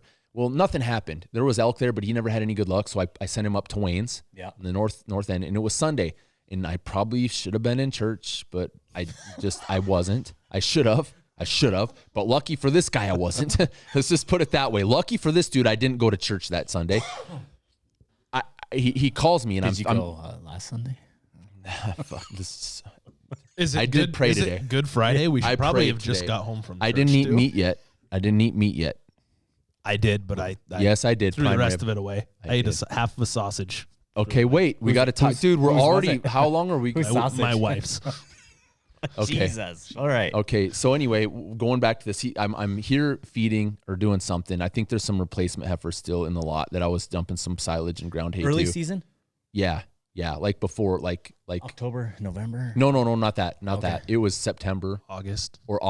I think it was the August season. I actually have pictures still on my Instagram, I'm sure. Anyway, he calls me and says, hey, I got an elk up here down, could you come help? And I did. He shot a big old cow, man, a huge cow. He wanted to do it himself. Did you come help me load that one? I don't, dude. think Okay, so. no, Pretty sure because it was lucky. It was so lucky. He shot it right on the edge of a draw. I got my pickup, my Raptor. I backed up, dropped my tailgate, and it was just like this, boom, and then pulled the elk right into the back. Yeah. Just lucky. Well, I get there, and this guy has it opened up. He has the guts opened up, but he doesn't have the guts cut. He doesn't have them poked. They're just opened up. Did you cringe a little when you pulled up? He didn't know how. I don't know what he was thinking. I'm like, what the fuck, dude? You opened it up, but you didn't pull the guts out. They're in. I get 200 yards away, and I see a rumen. Oh shit! It's this big, dude. Fucking this big, Well, like a drum, dude. You go like this, and it's just like making noises. That's how bloated up it was. He cut the stomach open, and I could not. It was so tight and about ready to pop. I couldn't fit my hands around the rib inside the rib cage. Was it hot? Oh, dude, thousands of flies. Ugh. Black with flies. No way. Yes. That would be the worst. Black with flies. And I'm like, that would suck. Wonder if they, they're laid eggs already. Fucking 100%. That's what I was gonna say. I wonder if they laid any eggs. Hell yes, they did. Hell yes, they did. Shit, just grind it in. Picture that dude, so here's moving. I had to do this. I took a knife and I freaking just barely hit the freaking room, and just you had to let the pressure out. Sure. Which in the stomach, that's fine. Yeah, as long as you're not in the intestines. Yeah, it's just ground up shit. It's not like the shit. Yeah. And it let all the air out, gave me enough room to reach up in there, cut the esophagus, fucking pull it out, got the elk in. I think took it home. the shit would have been the last. I mean, fuck, as many flies was on it. Yeah, no that would have probably been the last of the worries. Anyway, get it pulled in, get back home, hook it up on the tractor, lift it up, and I help him skin it. And I'm like, where are you gonna go? What are you gonna do? Well, I got these wool blankets, and I think if I wrap it up in them, that'll be good enough insulation. And I'm like, what? To have it medium rare when he gets home. Holy shit. I'm like, what? What the fuck? Wool blankets. That's what he did. I helped him skin the whole thing. We corded it. We didn't debone. We corded it, laid a hind, laid a front, laid the carcass. We took the tenderloins out. We took the back straps out, wrapped that shit in wool blankets, and put it in the back of his pickup, and there he went, dude. To keep it warm, you didn't put any ice or anything on it? No. You suggest he had a bunch to of him? melted ice, and I said, stop in Mission and get fucking ice, dude. You better put a shit ton on there. Shit. Well, at least you suggested to him to Yep. maybe cool it There off. was no way it wasn't spoiled already. I bet it was sour when he fucking cooked that shit. I'm saying. Holy shit. Are you fucking serious? Dude, I never heard I'm that. not even I kidding, didn't know dude. that either. No, yeah. I think I went solo on that I'm one. pretty, I'm pretty sure. I knew about the flies, but I didn't know he wrapped it in blankets. I remember the Yes, dude, but I well, didn't even dude. remember him And taking out. he was a cool dude. Awesome guy. Nice guy, man. Just, I'm like, this is where you have to have your shit together. Most guys do. You know, and guys that are applying for elk tags that are listening to us, don't think that we're going to fucking motherfuck you like this. We're not. We're not going to say any names. We don't care. It's everybody's different and nothing against you. It's just these are experiences that we've had that we want you guys to hear about because who else is going to say this shit? You don't hear stories like this ever. You know, you don't. Did that guy die of food poisoning? No, dude. Have you heard from him since? I don't even. was a different guy. What the hell? Okay. All right. Now that's wool. All right. Do we want to go? Do we want to go to this one? We're at an hour. This is a good Yes, point to go go to it. I'm going to. Okay. I don't even know this one either. Yeah, you do. Yeah, you do. This is the best fucking story in the history of my life. This beats any coyote hunt that I've ever had. Even better than carnivores with Chris, where we called in 5 in a pack and killed 5. This story beats it. John. Now this is how we start. Do I need to cater to something? No, Okay. dude, don't even. Don't. Your brothers. Fuck. Yeah, don't. We're trying to fucking stay focused on this now. Just No, I was on topic. There's a reason I didn't say it. no. Okay. Here we go. Here we go. So this is how it started. Keith, you jump in whenever I tell you fucking that I told you to come out. This is you guys just hang with us here on this, all right? How many guys are listening to this? Is there 40 at least? 40, 41. Fuck, that sucks. You guys are going to miss out. All the this other is 1,000. absolutely out of control. Like, You guys are going to, this is going to there's be. people like this in South Dakota. I'm not. Well, Dude, at don't least stop. one. You're going to stop. Let's just quit because I got to do this serious. I got to do this serious. There's I have no to. way. Let me get, From the top. fuck. Shit. There. Hey, deep breaths I don't know how we're gonna do this, dude. with a lot of laughing. Dude, my abs are sore from last night from laughing. I'm not even kidding. Oh shit! Not even kidding, dude. I was sweating, dude. I'm sweating. You just go sit in that chair, dude. Go sit in that chair. Look at this fucker. I'm sweating, man. Okay, You look like you're crying. I am. I'm fucking laughing so hard, man. This is gonna go there. This is gonna be one of those. I am fucking 100%, man. I don't even. Okay, care. start from Keith, he stay out there, I'll called tell you, This right? Is, He called. no. This is what happened. Keith, you stay over there. I'll tell this because the first part's not funny. So I get a call from this guy. Don't remember his name. He was the father. He was the father to this kid. The kid was probably my age at the time. And the guy calls me beforehand, like a couple months before season, which is good. Like actually it was probably 6 months before season, which is really good. And he says, "Hey man, I got a kid that is he's in Afghanistan or Iraq, I think Afghanistan." And he goes, "I applied for 2 tags for me and him. If we draw, Do you care do you have a place for us to hunt? And I go, man, absolutely. If you draw, I will help you. I've got places where you can set, you have a 100% success rate. And he's like, well, thanks. I appreciate it. I'll give you guys first dibs. You guys will be, you guys will get first dibs in the season. I'll tell you where to sit. Nobody else will be there. Cow tag. Just 2 cow tags. Yeah. Just 2 antlerless cow tags. And time passes and he calls and he said, all right, my kid's back. We drew tags. And he's like, do you have a spot for us? And I'm like, absolutely. 100%. I got to make sure I don't miss any information on this.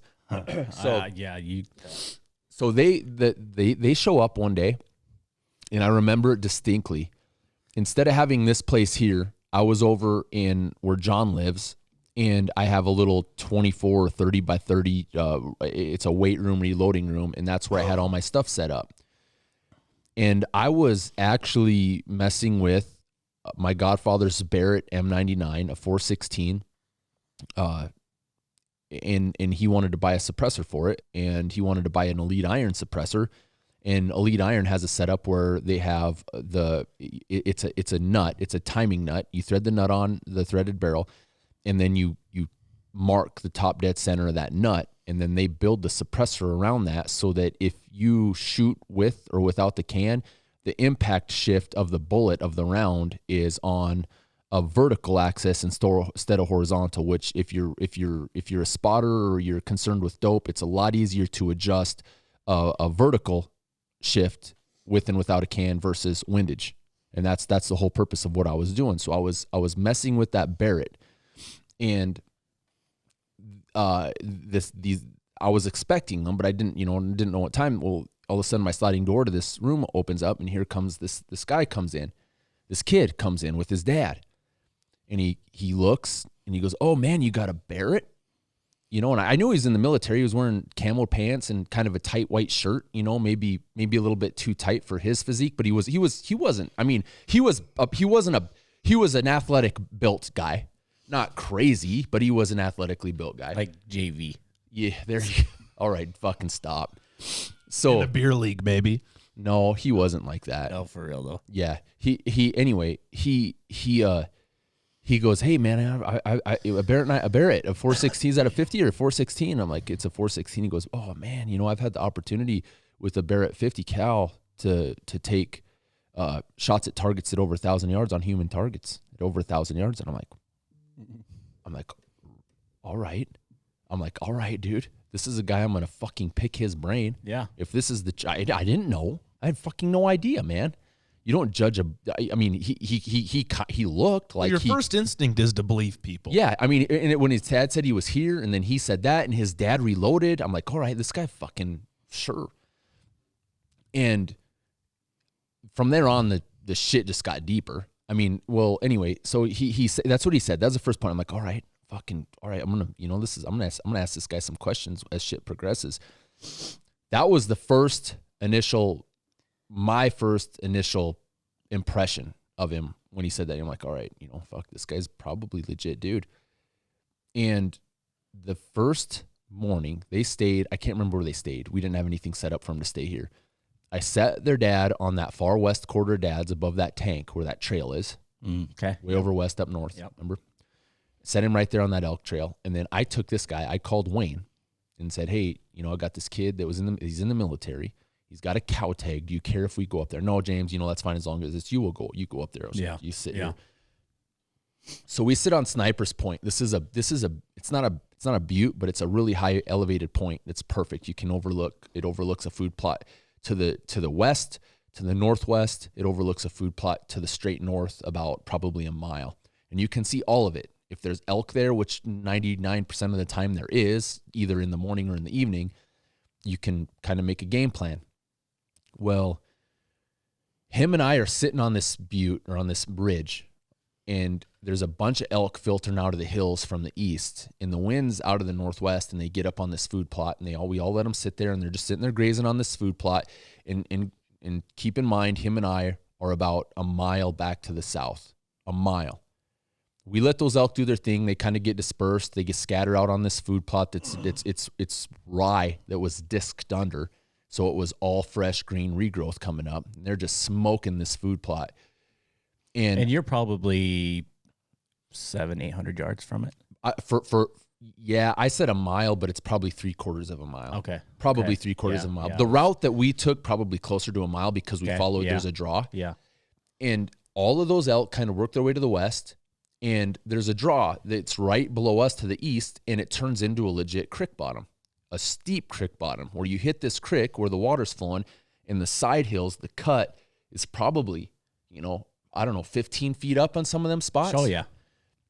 I'm like, I told this guy, I'm like, right, if we have enough time before the sun sets, plenty of time. If we just take our time, we get our pack on, and we go follow the straw, we hit this creek, and it'll take us right to the east side of them. As I say, the creek runs right up next to that food plot. Yeah, it's like a little plateau. The creek's here, and then it comes right up about 15 feet, and then it's just a flat little food plot. Perfect. Just a perfectly designed area. He's got it set up good. I'm like, in your mind, you just like, we could go right up the edge of this, and the elk are going to be 100 yards away. If that. Done. If that.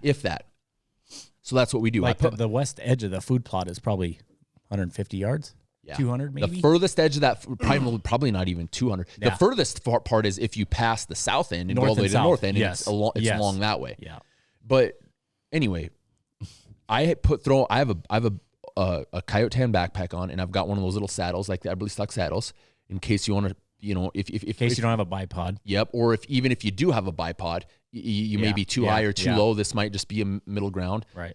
Got all my knives and shit in it, ready to go. Throw that on, and he's got his gun, and he's got the reloads that his dad gave him. And I'm like, all right, man, this fucker's he's ready to rock. This is gonna be done, easy. We start walking, we hit that draw, we get up there to where I'm like, all right, we gotta be straight below him. We gotta be straight east of him. And I walk up the edge of this reel. I tell him, you just stay down here. I'm gonna sneak up the side of this little ridge, and I'm gonna look. So I sneak almost straight up the edge. Turn my head on backwards, just fucking turtleneck it, turkey neck it up over the top. And there's a huge, fat cow, big old, huge cow, 30 yards away, 50 yards away, maybe even closer, just grazing away, fucking no idea, nothing, not a care in the world, don't give a shit. And on the other side of her, there's 100 elk, 75 elk. I'm not counting shit. I'm like, this was, you could have literally, if I would have had a gun, I could have literally, honestly, not lying, pointed that gun at her and not looked through the optic. Not even shoulder. No, just freaking point the barrel at that elk and shot it. So maybe that elk was from here to that fucking wall away. Yeah. Maybe. Probably a little further. I crawl back down there and I go, dude, there's an elk right up here. We've got an hour. I was going to say, how much time before? We got an hour. We got an hour before it's too dark. We got an hour before it's too dark to see anything. Plenty of time. Let's take our time. Let's just do this right. No reason to get in a rush. And I go down there and I tell him, and that's when shit starts going sideways. That's where I see his fucking mentality go 180 from fucking this to fucking to this. Yes. Just by telling him there was an elk there. There's an elk right up top, dude. We're going to go up there. And he freaked. Freaked the fuck out. Freaked the fuck out, dude. And I'm like, what? The first thing that went through my mind, you want to know the first thing that went through my mind? This guy's shooting at people? Yes. I'm like, no, let's not go there yet. Let's not go there yet. No, let's wait. Okay, so he has his gun, and this is... All right, I'm not going to take the blame for any of this. None of this shit's my fault. None of it is. So we get his gun. I got my pack. I take my pack off. I grab the handle of my pack so I don't have to fucking take it off and move around while we're up there. The grass is nice and tall where we are. It's all native grasses, some fucking big blue stem and some switchgrass. So we can get in. We're shielded. They're on a little flat spot. He doesn't even have to shoot through a fence. That's how close they are. So you don't have to worry about hitting a wire. No, none of that bullshit. We get up there, we lay down, and I look over, and his heart rate, his breathing has fucking gotten so heavy, and his heart rate is just fucking. I get anxious on stuff, and I can feel my heart just going whoa, whoa. Sure, you can. But this was uncontrolled. This was buck fever on fucking every steroid you could have, man. Just cranked. He tried to get comfortable. He tried everything that he could do to get comfortable. Just a regular prone position, a bipod. I don't think, nope, he didn't have a bipod. He didn't. He tried, you didn't need one. Yeah. So I go, all right, dude, I'd whisper, just chill. I took my backpack and I pushed it up there and it fit perfect right in that little saddle and it was perfectly lined up. I mean, just probably better than even having a tripod. Grab the back of the butt of his gun while he was aiming. And yeah. Like you're doing it. Like yes. you're doing it for a kid. Yeah. He gets down and I'm like, I go, I could tell, man. I'm walking this guy through. I'm like, just breathe, man. Just breathe. Just whispering in his ear. This elk has no idea we're there. Probably so close that she could hear me talking. I'm like, dude, we got time. We got time. Make this count. Make it count. And he flicks it on fire and he squeezes it off. Click. Oh. And then I'm like, all right, fuck, that's my fault. I should have had him chamber around down underneath and just not close the bolt all the way, leave it halfway up, just and make sure it's on. I should have. As a hunter, you should automatically know that. Right. But as me, I wasn't a paid guide. I'm not going to fucking. So I'm not going to babysit your ass. Yeah. But you are. Anyway, it was a bad round. It was a reload. It was. Yeah. Primer strike, nothing. So you ever had that happen? That's good. That's good.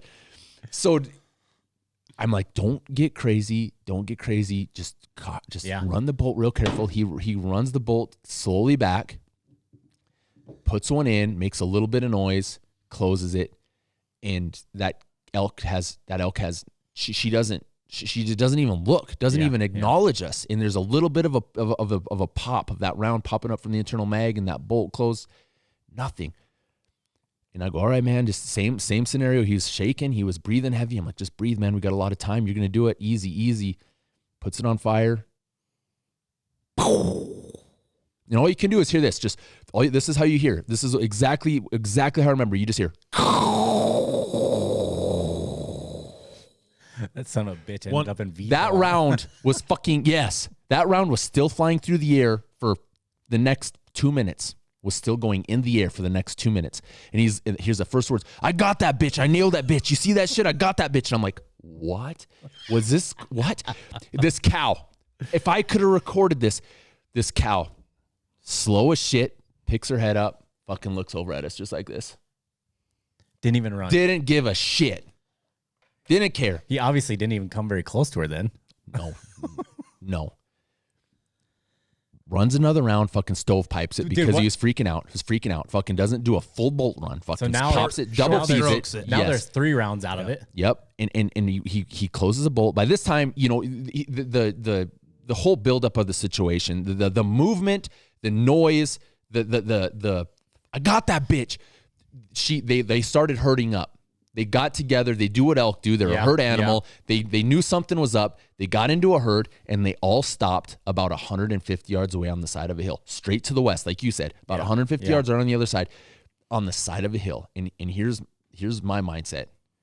After that shit show, flock shoot. I go shoot in the middle of the fucking herd. Shoot and get an elk, dude. Because guys, like I said, don't get butthurt at us. The situation, this is depredation. This is kill a fucking elk for the landowner. This isn't shoot in the air and let them run away. Yeah. This isn't. Let's can't see how wild we can get them. Yeah. If you can't do it at 50 yards, then you're sure as hell better flock shoot at 150 yards. And I don't remember if he put his rifle on the pack or if he freehanded it or what happened, but he shoots again in the same scenario. It just goes. Got that bitch again. I nailed that bitch. I got another one. You see that shit? Got another one. Yeah. Yes. I remember it. And I'm like, fuck. I'm like, son of a. So how, dude, I watch them all. I watch all. No, I knew that it didn't even hit the side of the hill. That's what I'm asking. How big of a side hill is it? Is it 100 yards No, high? dude.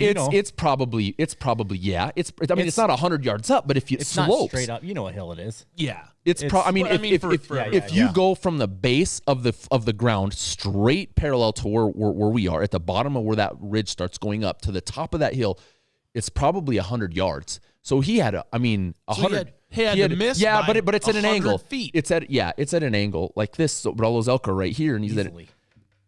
And it you can hear it still cracking through the air. And he's like, it didn't hit it. You could have told plain as day if that thing would have hit the dirt or an elk, or it would have made a stop. Yeah. What was he shooting?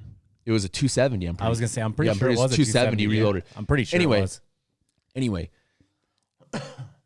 it was getting dark about this point. It's starting to get dark. And I'm like, all right, man, I have to go back and get the Ranger. I have to, because by the time I get back, you knew there was no way he fucking drew blood. No, nothing. 100% in my mind. I'm like, there's nothing there, dude. There is nothing. I'm trying to, I'm like, he's like, I got one, man. I'm going to go find the blood. I'm going to go trail it. I'm like, all right, I'll pick you up, dude. I'm like, I had to go. I feel bad for this guy. I feel bad for him. So I'm not going to tell him, dude, you missed. Yeah. I'm going to let him go do his thing. At least not the first day. Fuck. Yeah. So I'm like, all right, dude, here's what has to happen. I got to go back. I got to go get the Ranger. I had to go a mile back as the crow flies 3/4 of a mile. But as we trekked in, I've got to zigzag, whatever. And I had to get back to the Ranger before dark. Otherwise, it was going to be a shit show. So I get back to the Ranger, and it's dark. And on this Ranger, I had a light bar system. It was out. Which you were fine. You knew what the hell. Yeah, I knew where it was. If I got lost up there, I knew where I was going to go. I get the Ranger and I come back around, make a loop a little bit to the west instead of the way we came on a road. Got there and I parked right on the west side of that food plot, right where he missed that second shot. And I sit there. I bet I sit there in the dark with your lights on, though, right? I flashed my lights. I had a horn on that Ranger. I buzzed it a couple times. I whistled a couple times, probably for a half of an hour. And I start sitting there.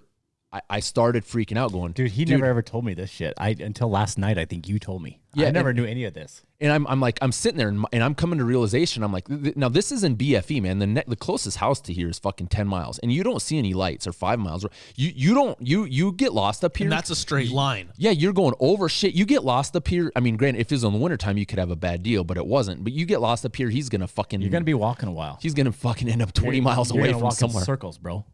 Oh, yeah. No shit. I'm sitting there scratching my head going, how am I going to go back and tell this guy's dad that I lost his son? That I lost him up here? How am I going to fucking tell this guy's dad that I lost him up here? And about, I don't know if it was 45 minutes. I can't remember.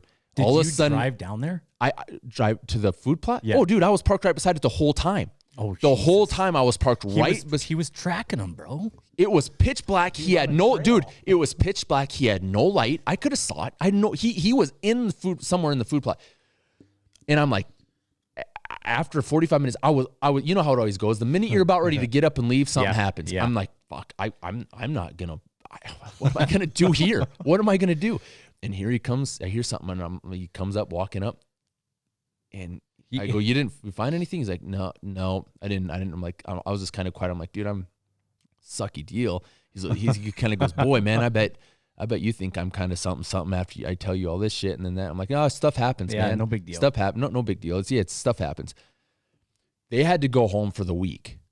Yeah. And they were coming back to do another hunt. I don't think he told his dad. Did he his said dad something. Get one? No, his dad. I don't think that either of them. No. And anyway, the week comes and he calls me, and I don't know if he came back with his dad the second time or how it went, but he calls me. And I thought I don't know. Anyway, I messaged Keith. I'm like, dude, you have to come out here and you have to see this shit. You gotta come out and, you might as well guide with me. The only reason you at least fucking there's two people watching out instead of just one. The only reason you wanted me to come out is because you knew I would fuck with him, and you're cool enough. You're chill. You won't say a word. I didn't want to. You knew I would fuck with him. I didn't want. I don't like to do that. I just honestly wanted to see you see this happen. That's what I wanted. I didn't want to be the only one to tell stories. I wanted you to be able to see this happen. I didn't necessarily want you to egg shit on. You are so full of shit. No, but you doing it made it that much more of a story. And it wasn't, because I'm more of the straight and narrow, like I'm serious shit. It won't say much. If Keith gets involved with shit, it can go fucking anyway. Like, I'm going to fuck with this guy. I'm going to make this guy, And I wasn't. And if by any way you mean sideways. I wasn't being an asshole about it. I was just. You were just egging it on. You weren't being a dick at all. No. He would tell me something and I would just. Dig into it. Tell me more, dude. Tell me more. Yeah, I would just egg it on. Tell me what else. Let him dig himself in. So anyway, this is where it gets good. Keith's at the house. You and I are lifting. You and I are fucking out in the weight room. We're lifting, and we go into the house, and he pulls up. I'm like, oh, he's here, dude. And he gets out, and he's wearing kind of a tight white shirt. He's wearing sunglasses. Remember? Yeah. He's wearing his jeans or his fucking camouflage pants and shit. And we take him up north. Dude, no. Okay. Hold on. Okay. Do you remember? Because we got done lifting and we went in the house, and he was gone. He was out doing something. I don't know what and he came in the house and he had that fucking boar tusk thing on. I forgot about that. Yes, I do. He had a fucking boar tusk that was like 10 inches long. And he had it as a necklace. Do you remember that shit? I remember it now. That's when I was like, Did he show up with it on, or did he like? No, he didn't go have it on. put it on. He went and put it on, dude. He didn't have it on when he got there. I remember. And we were lifting, and then we got done. We were in the house, and I remember I was in the living room, and he came walking in with that. He's like, he said he shot it. He said he shot that fucker. Okay. Okay. Well, at least he shot something. It wasn't like maybe he probably bought it off. Did he buy it off eBay? It wasn't a rib that he picked up in the ditch or something and fucking A rib. No, dude, it was a freaking boar tusk, but it was. I remember world that. record shit. Okay. So, anyways, we get our shit and we do the same exact thing as I did the previous week. We go to Sniper Point. And we're sitting. And we were pretty early. We were way early because I was watching a vehicle drive a ridge to the west. And you guys were sitting up above me so you could kind of see to the north and northwest. And I was focused on this vehicle, just watching this vehicle. Yep. And that's when I could hear it. And I didn't even look at you because I knew what was going on. And let me say this and then you talk. I don't even remember like how it got started. Dude, I do. Okay, tell him. You're sitting up there and he's sitting down below you and I'm sitting down below both of you. And you guys are sitting closer. And I'm just, my eyes are glued to my binos glassing, just watching this vehicle. And you go, hey, dude, care if we nickname you Hollywood? Yeah. And I'm like, where the fuck is this going?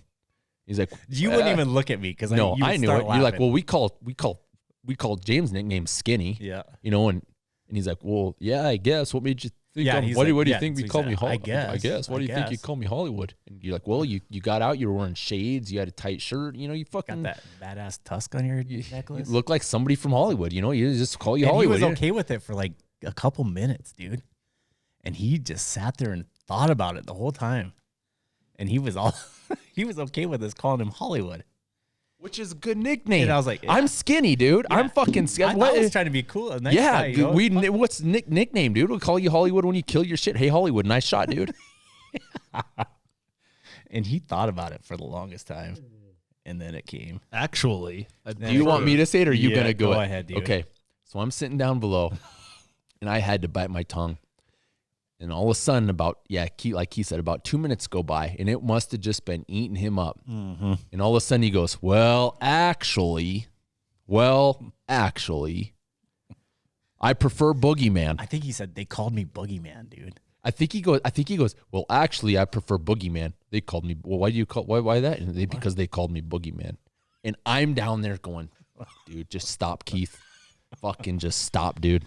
James is gonna lose. I'm like shit. down there fucking biting my tongue, just going, what? Where the hell? Where in the hell is this going? So that's where you start digging.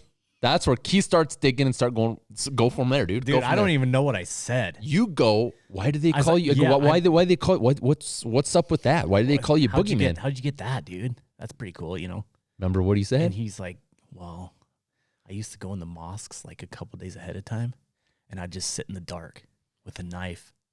For days. For days, dude. I was like, what? What? He's like, yeah. Yeah, I would just sit in the closet and wait for him to come in there with my knife. I was like, holy shit. And then, done. Yeah, and then he's like, done. Then I'd just get out. I was like, what, dude? He's like, yeah. And then he said something about like white people or something aren't allowed in mosques, so I could never be seen or something he said. I was like, what the fuck? Like, this guy was for real. 100%. 100%, dude. And he thought we believed him. I was like, holy shit, dude. And then yeah. Go ahead. No, you. Yeah, so then. That's when he said, do you want me to show you how I did it? Yes. And I was like, where I was going. Fuck, not really. I think he might have got his knife. He did. You did. He got his knife out, but I don't. Yeah, I don't. Like, I think he left his blade in, but I'm pretty sure he got his knife out. He fucking taekwondo'd that shit, dude. Yeah, but didn't he go? He grabbed me. Yeah, I was gonna say, didn't he grab behind you? He And grabbed goes, me. Done, just like that. Yeah. And I'm like, whoa, man, this is getting bad. Yes. Fuck yes. And then it all happens again. We're going out. Was it? Nothing happened that No, night. we didn't see any that day. Did he shoot We didn't- yet? No, not yet. Not that day. I don't think he shot at all that day, did he? No, we woke up the next morning early. Yes. Remember? And we go up north, and we saw a bunch of them in the first pasture north of the highway.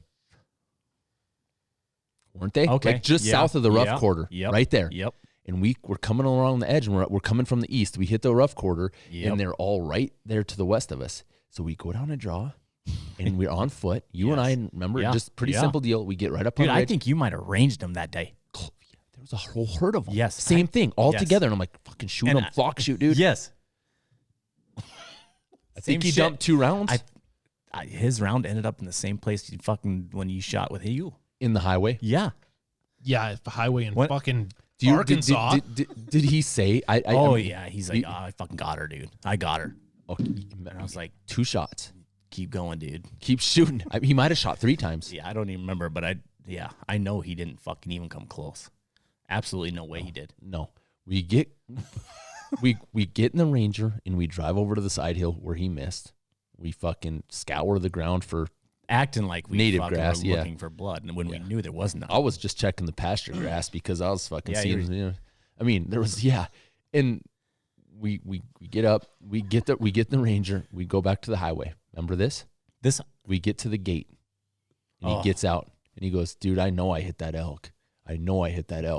Can we just go back and look for blood? Can we go back and look for some more?"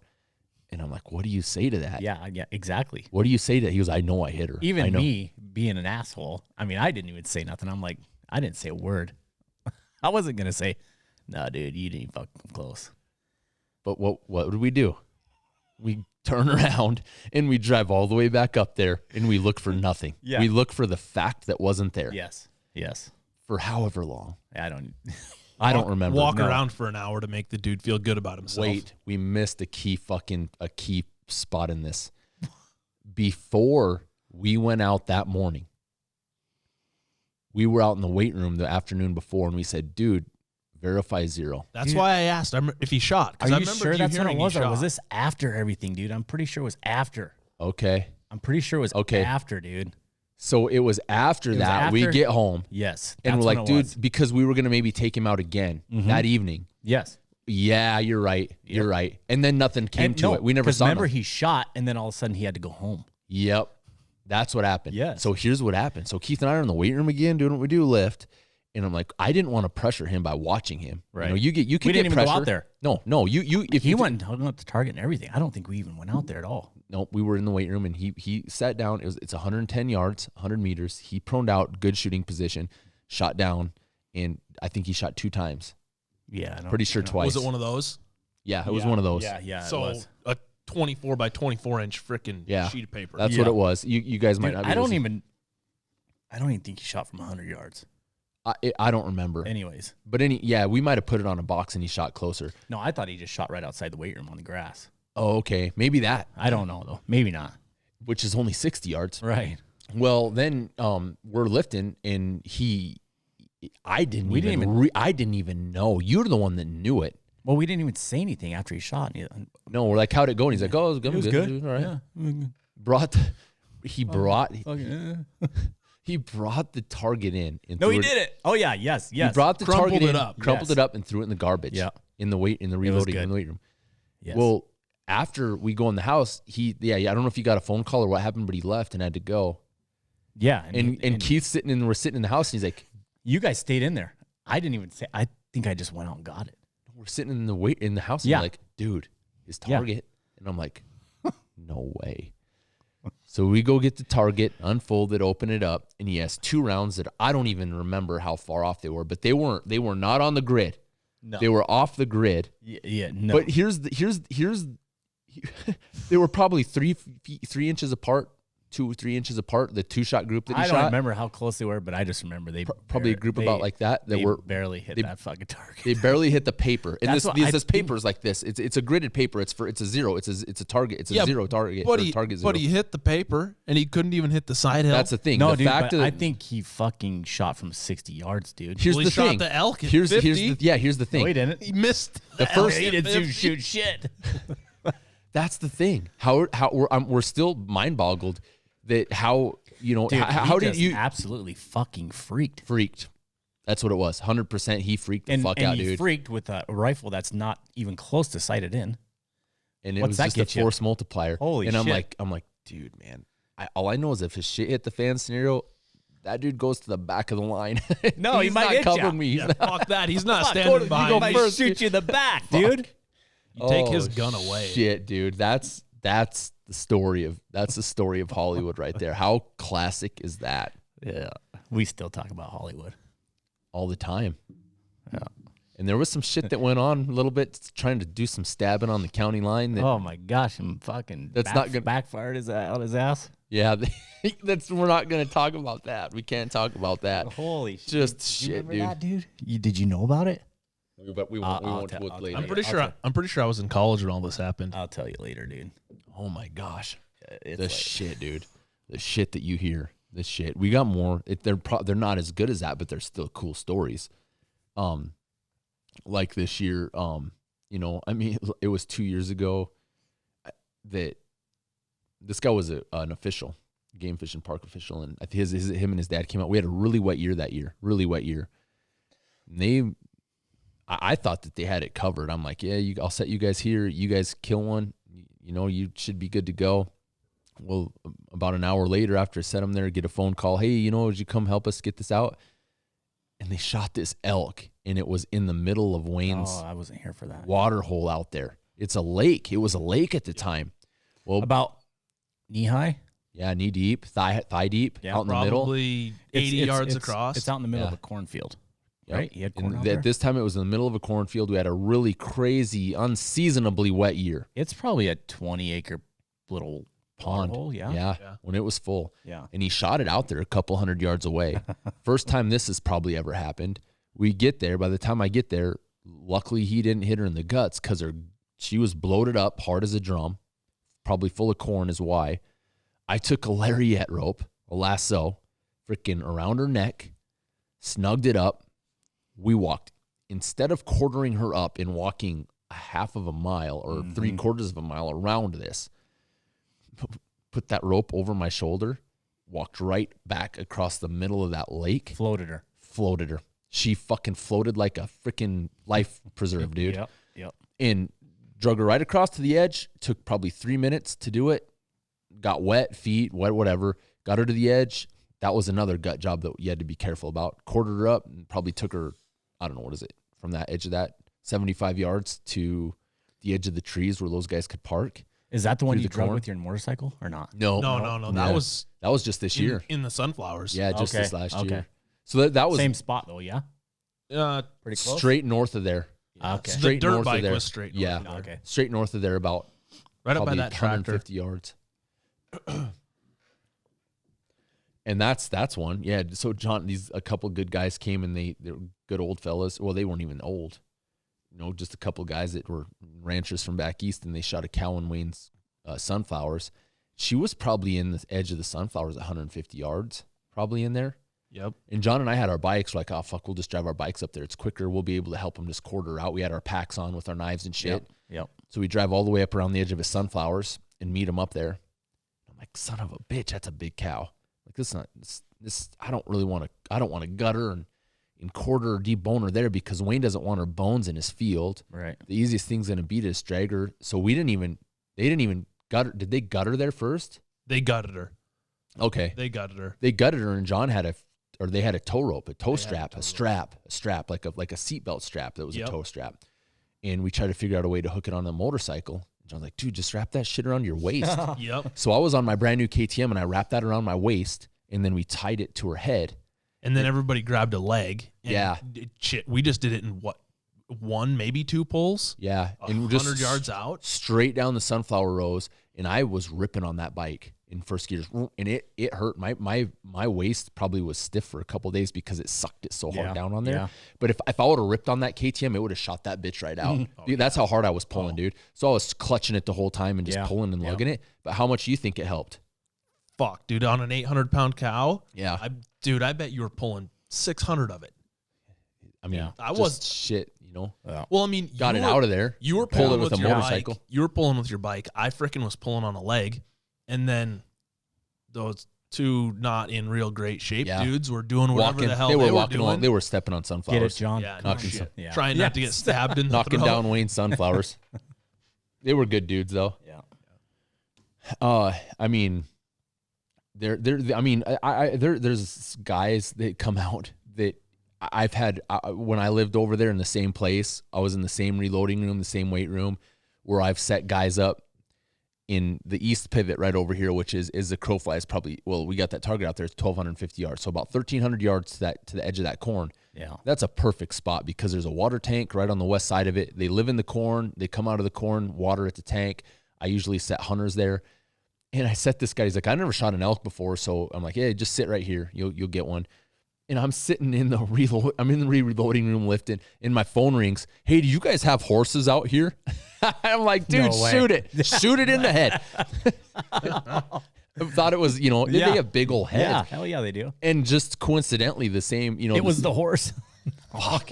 Just make sure it's not a white one. Make sure it's not white, dude. Then you at least have an excuse. Yeah. And I took a guy on a bull hunt up north, right north of the highway, and it was the shittiest, cold, windy, sleet, stupid. It's literally one of those mornings where you do not go. You're like, screw it. Yeah. But the minute you say that, the minute could have happened what happened. It happened. So there's this guy, I think he was from Aberdeen, and he actually had the last name of mom's maiden name, and he was a good dude. And the wind is hard out of the northwest, man, and I've got my legs crossed, and I'm streamlined along the edge of this ridge, trying to lower my profile as much as I can and have my binos, and I'm laying down sideways, glassing the pine tree line to the north, and he's looking the bottom to that tank, okay, and looking to the southwest. And I had him looking that way because I'm like, there ain't nothing coming from the southwest. What the fuck is going to come from the southwest? Nothing. I'm like, there's a vehicle. There's anything that's going to come is going to come from right in front of me to this way, the way that I'm looking. I'm facing the wind, taking the brunt of the force, freaking being a nice guy.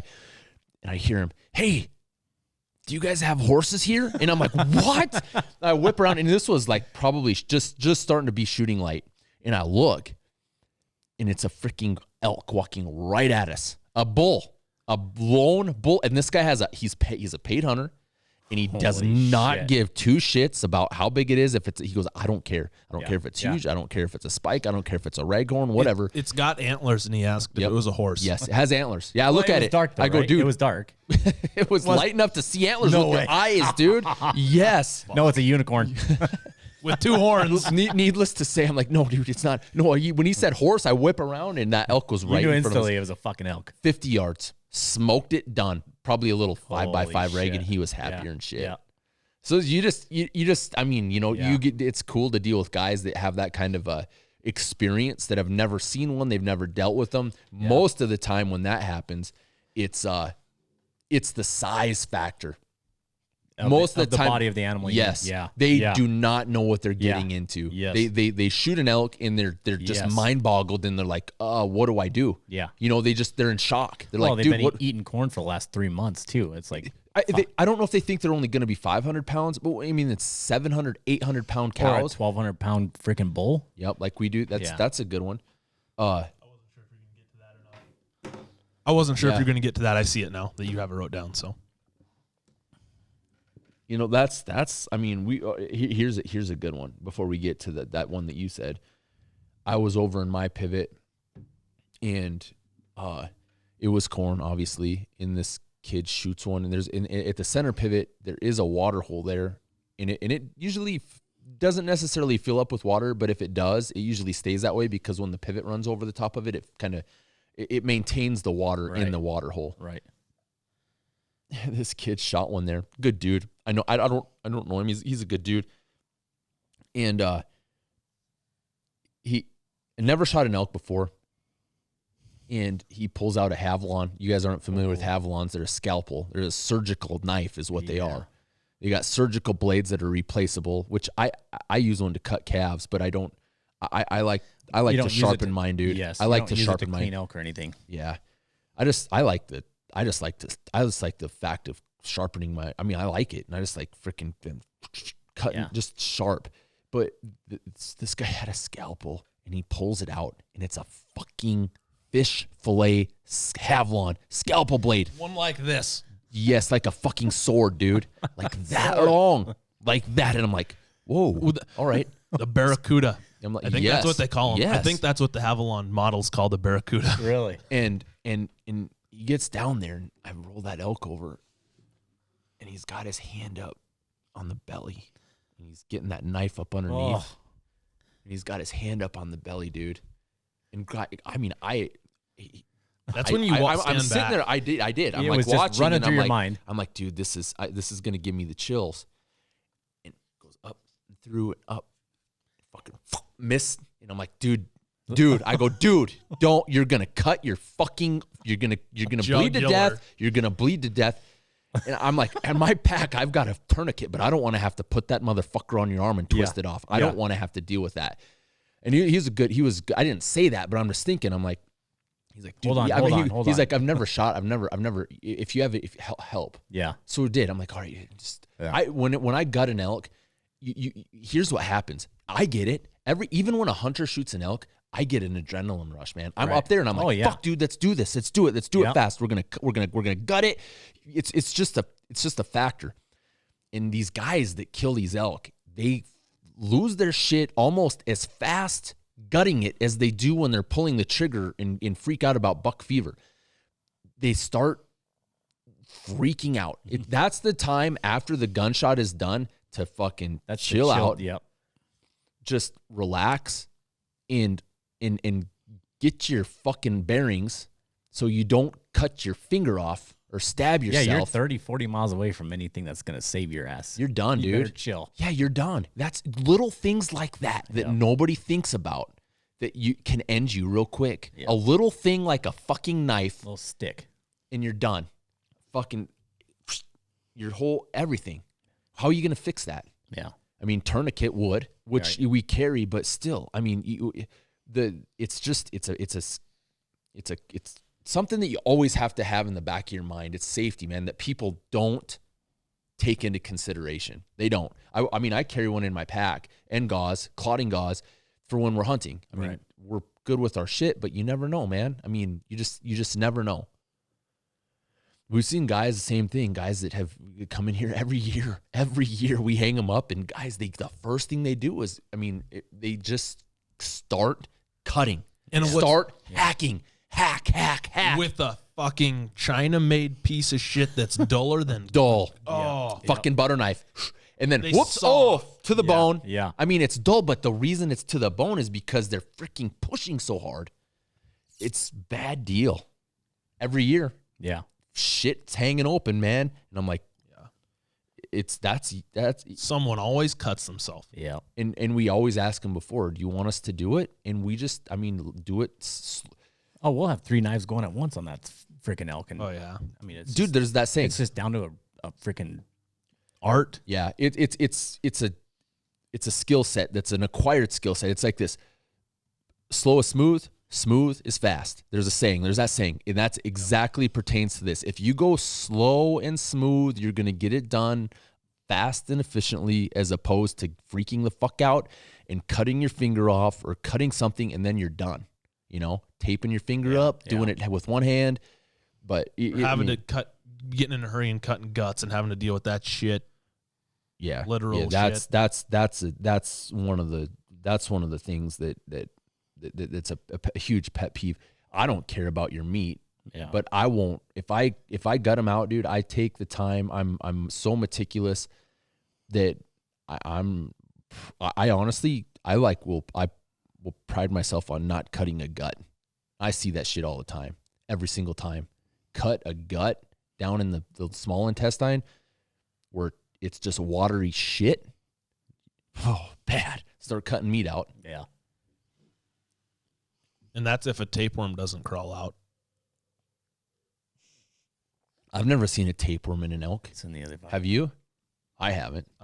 Not in an elk. I haven't seen one in an elk. Nope. I haven't. That slowed down, man. That was it. That was, I mean, I'm trying to think if there's anything else. Yeah, I don't got any. No other stories. This is just a unique situation. A whole hour and a whole 2 hours of just crazy, I mean, information and bullshit on the elk season. Like I said, you know, you don't even ask to apply here if you're not an in-state resident, because you got to be an in-state resident to do it. Nothing going hot though. Nothing going hot. No, just no. Down to like 20. Yeah, 5. 5? 25. Oh, I was gonna say shit. Yeah, this will be a good one. There'll be a lot of guys that'll laugh at this. There was some good storytelling on that one, man. There was some good storytelling on that.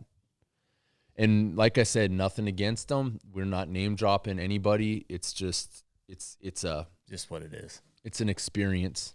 You get to see everybody. You get to have stories, and that's really what it's all about. Don't be influenced or impacted about coming out, drawing a tag, killing an elk. Don't try to be somebody that you're not. You know, it's all fun and games till somebody fucking cuts their finger off.